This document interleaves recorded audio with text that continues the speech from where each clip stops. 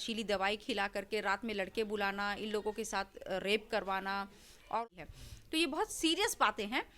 वंदना Gupta forge documents बनाती हैं, fake papers release letters बनाती हैं, फेक हस्बैंड्स और गार्जियंस तैयार करती हैं। और दो बांग्लादेशी लड़कियां थी जिनके लिए हम काफ़ी प्रयास कर रहे थे कि उनको रिलीज़ करा दिया जाए। उनको बिहार में पहले कई कहानियां ऐसी हैं जो कि काफ़ी दर्दनाक है।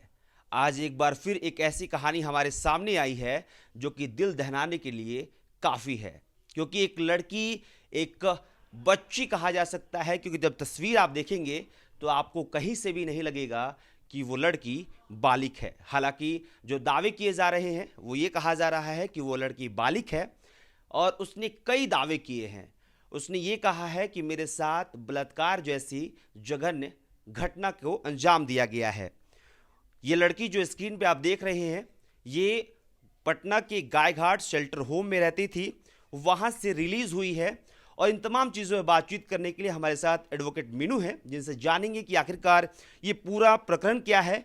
लेकिन सबसे बड़ी बात है कि अगर एक लड़की जो कि शेल्टर होम में रहती है और वो दावे करती है कि उसके साथ अब बलात्कार जैसे जघन्य अपराध किए गए हैं और साथ ही साथ उस शेल्टर होम में रह रही कई लड़कियों के साथ इस तरह की घटना हो रही है, तो जांच का विषय या फिर उस बातों पर विश्वास कर पाना कितना जायज़ है, तमाम चीज़ों पर एडवोकेट मीनू बताएंगी।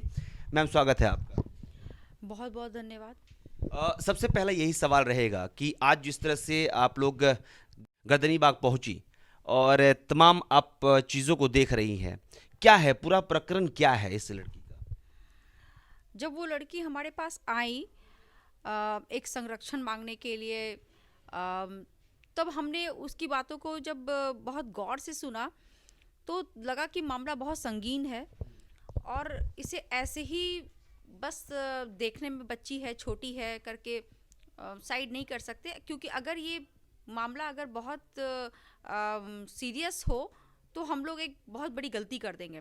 तो हमने इसे सीरियसली लिया और काउंसलिंग के दौरान पता चला कि इसके साथ बहुत सारी चीज़ें जो ये बता रही है कि रिमांड होम के अंदर वंदना गुप्ता जो लड़कियों के साथ जिस तरीके से वो इसे क्राइम ही कह लीजिए कि वो रेप को अंजाम देना, इन लोगों को नशीली दवाई खिला करके रात में लड़के बुलाना, इन लोगों के साथ रेप करवाना और उसके बाद इनके कथन अनुसार ना चले तो उसे बुरी तरीके से मारना, पीटना, इंजेक्शन देना और उसके बाद मोबाइल्स भी इस्तेमाल करने के लिए उन्हें छूट देती हैं और कहती हैं कि जो लड़कियां उनके खिलाफ बोलेंगी तो वो उनका मोबाइल सीज कर लेंगी और उसे पकड़वा देंगी। तो डर एक कहते हैं ना कि पावर के रहते हुए उन लोगों के साथ मतलब कि ब्लैकमेल करना, इस तरीके की एक्टिविटीज़।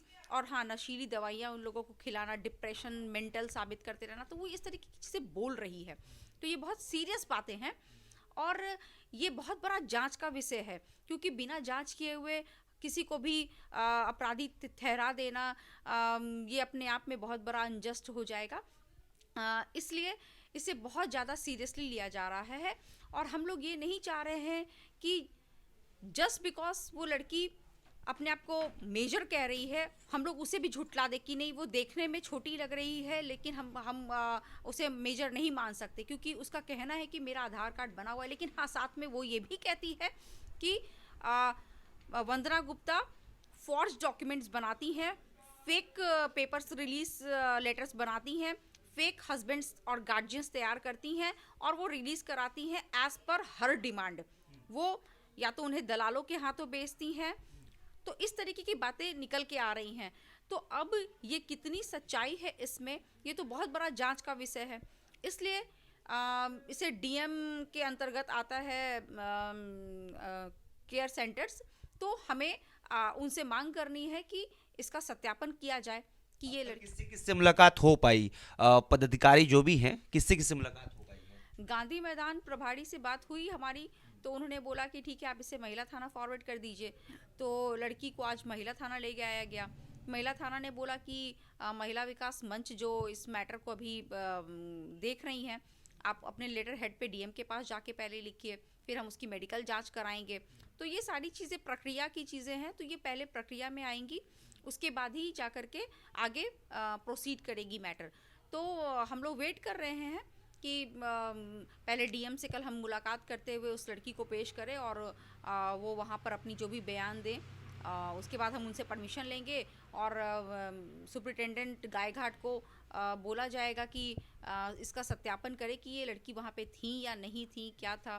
तो ये सारी चीज़ों को पहले सामने आनी होगी।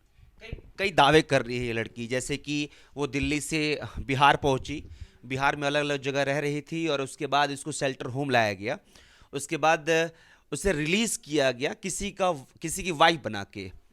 आप लोगों ने तमाम चीज़ों का स्टडी किया है, अब तक कितना इसको सही पा पाई हैं कि हाँ वाकई शेल्टर होम से किसी की वाइफ बना के इसे रिलीज़ किया गया है?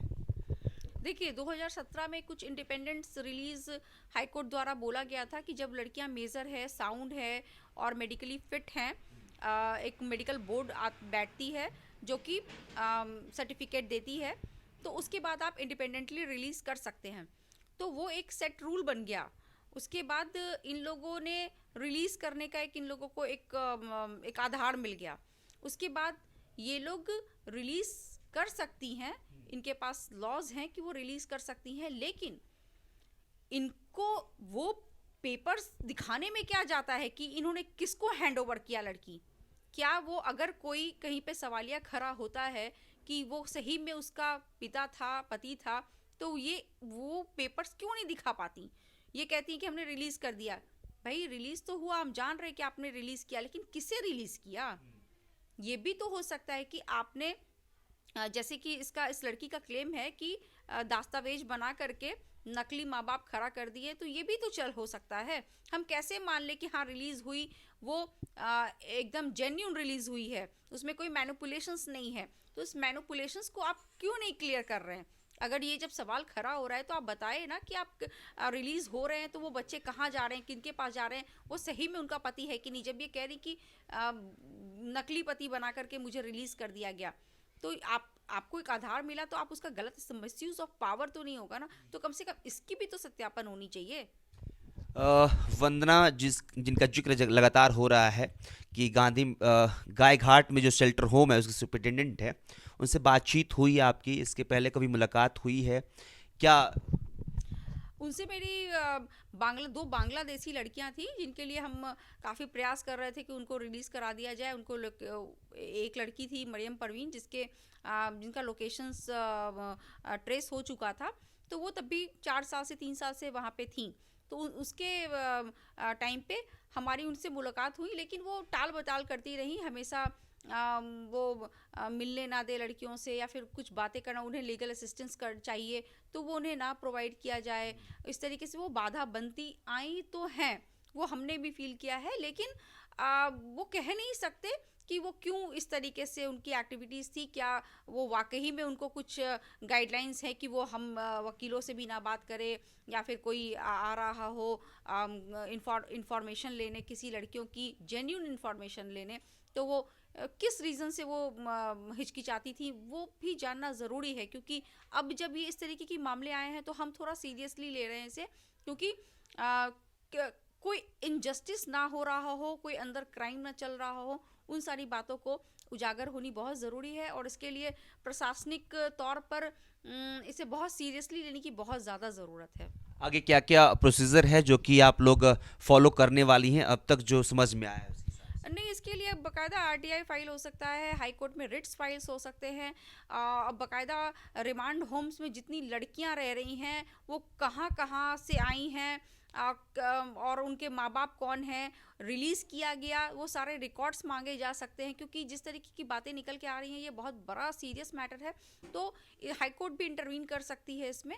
हम लोग इसको मे बी कोई रिट फाइल करके हम इस पर मांग कर सके, क्योंकि इस तरीके से इसे लाइट लेना तो मुझे नहीं लगता कि ये सही होगा। ये बहुत ही बड़ा सेंसिटिव मामला है। बहुत बहुत शुक्रिया। और ये हमारे साथ एडवोकेट मीनू थी जो इस पूरे मामले को देख रही हैं। इस बच्ची के तरफ से वकील के तौर पे एडवोकेट मीनू हैं जिनसे हम बातचीत कर रहे थे। सबसे बड़ा दावा कि शेल्टर होम से एक बच्ची को निकाला जाता है किसी की पत्नी बनाकर, यानी कि फेक हस्बैंड बनाकर उस बच्ची को शेल्टर होम से रिलीज़ किया जाता है। और वही बच्ची अब इस बात का दावा कर रही है कि उसके साथ शेल्टर होम में कई गलत काम करवाए जाते थे। कई लड़कियां ऐसी हैं जो कि वहां से आज़ाद होना चाहती हैं, यानी कि उनके साथ भी शेल्टर होम में गलत हो रहा है, लेकिन उस पर कोई भी ध्यान नहीं दे रहा है। बहरहाल इस बच्ची के इस बयान पे क्या कुछ होता है, कितना दम है, तमाम चीज़ों पे हम भी लगातार कोशिश कर रहे हैं जानने की। एडवोकेट मीनू जो पूरा इस प्रकरण को देख रही हैं, उनसे भी बातचीत करने की लगातार कोशिश करते रहेंगे कि आखिरकार आगे क्या कुछ हुआ, और आप तक वो अपडेट देते रहेंगे। लेकिन सबसे बड़ा सवाल है कि आखिरकार अगर इस बात में थोड़ी भी सच्चाई है तो क्या सरकार इस पूरे मामले की जांच की बातचीत करेगी या फिर जांच बिठाएगी। फिलहाल जो भी होगा हम आपके सामने लेकर आएंगे। इस बातचीत में इतना ही। बहुत बहुत शुक्रिया।